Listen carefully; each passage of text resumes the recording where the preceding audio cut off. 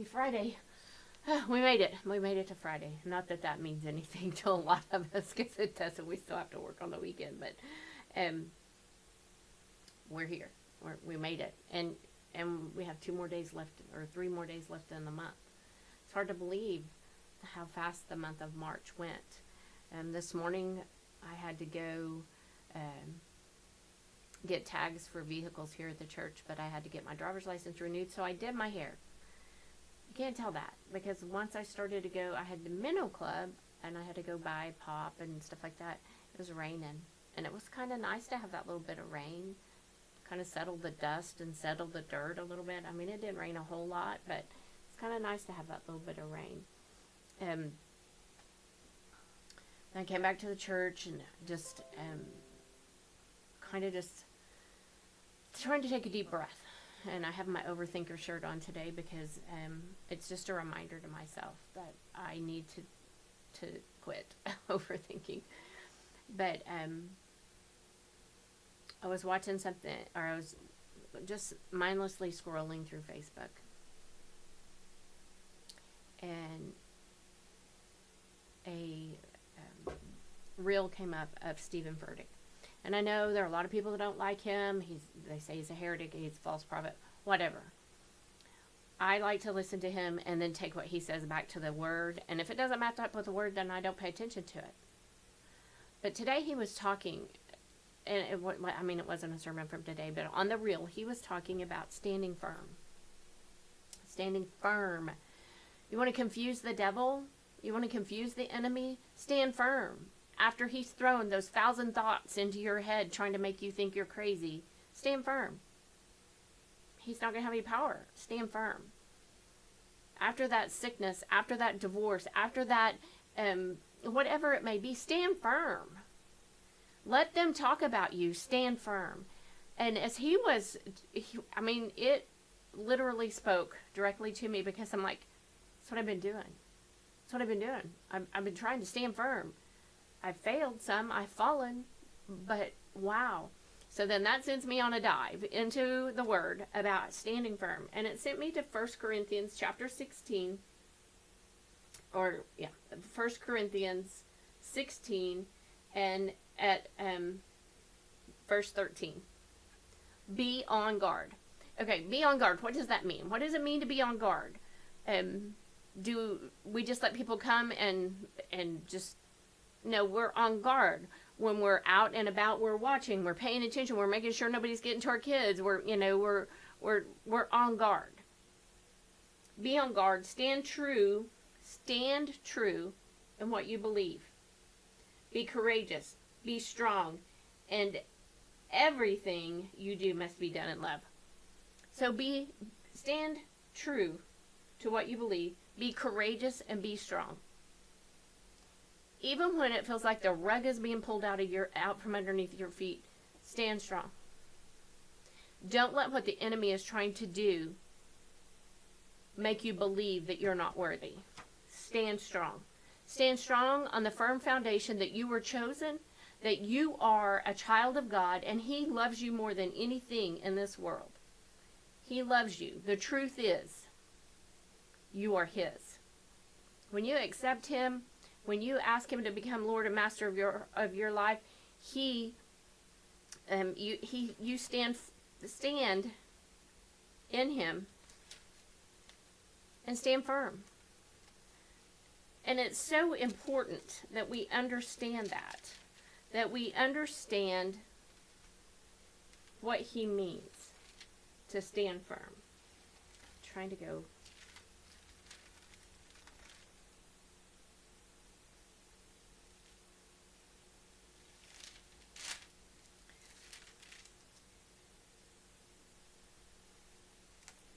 But we need to stand firm, and we need to understand that He loves us. He loves us. Stand firm. Your finances are crumbling? Stand firm. Stand on the promise that He will provide everything that you have need of. Not everything that you want, but you have need of.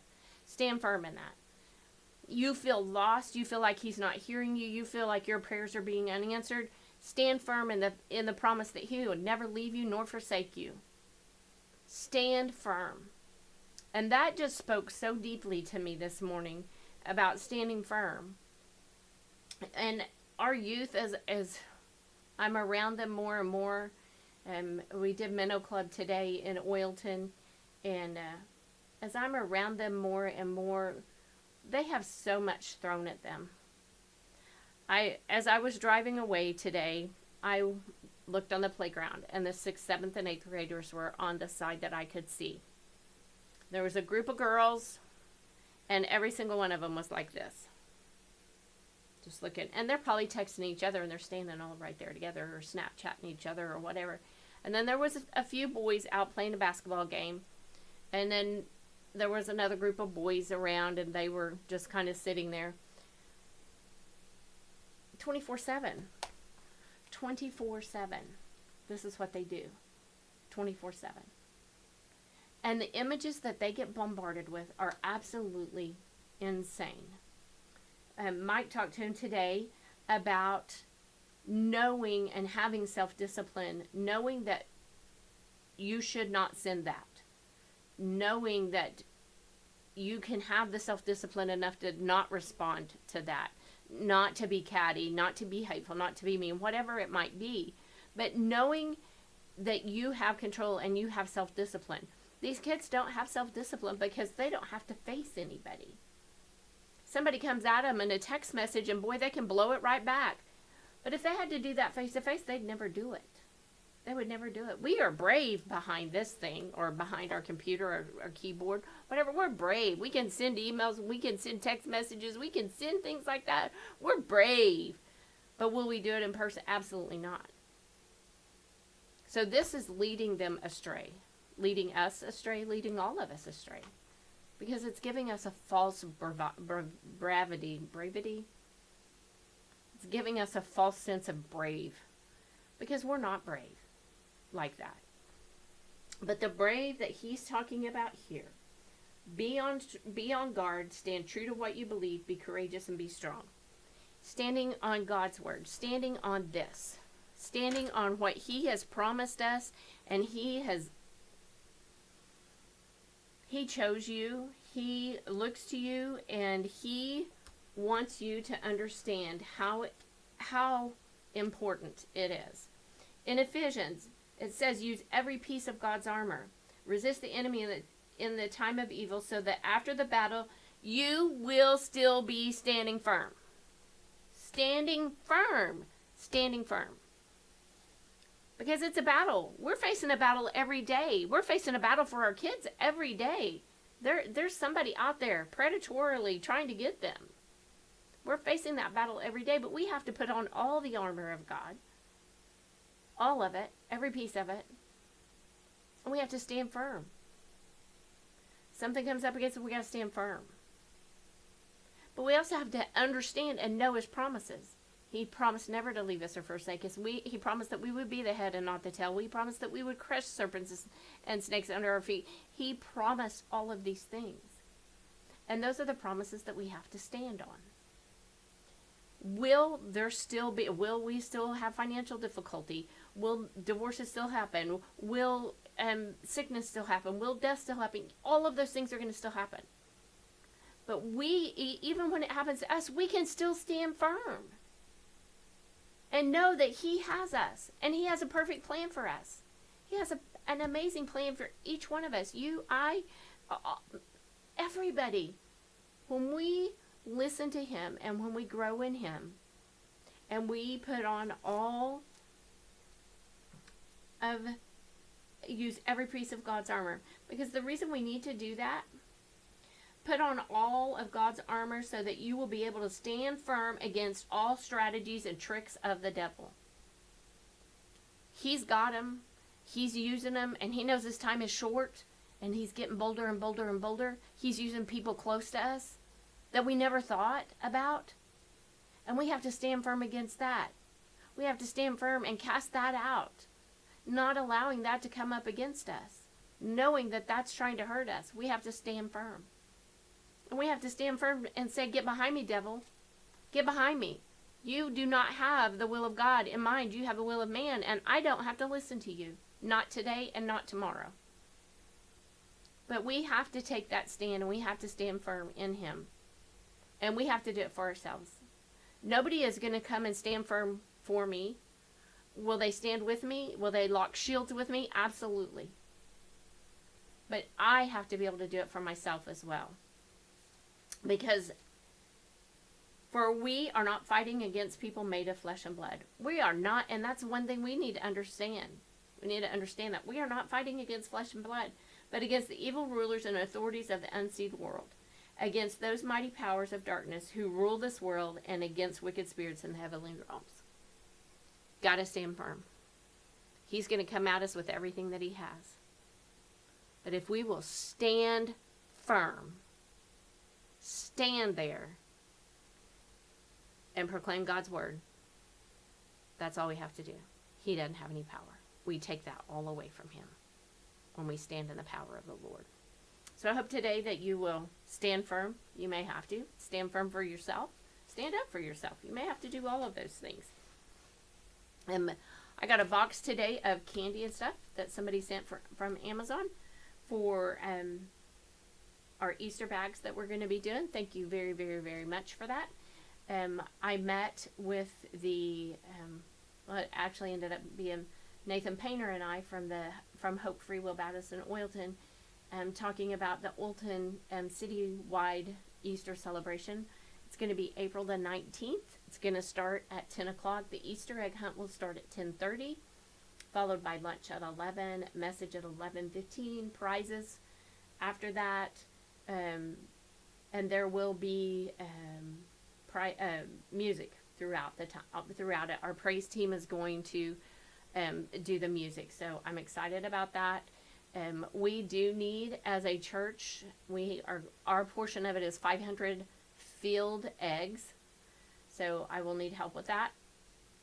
And then we have to do 2 prizes of some sort. So if you have something that you would like to, it needs to be for children, 2 prizes. If you have something that you would like to donate, please let me know. But again, that's going to be on April the 19th. And let me look at my calendar just to make sure that date was right, because that doesn't sound right.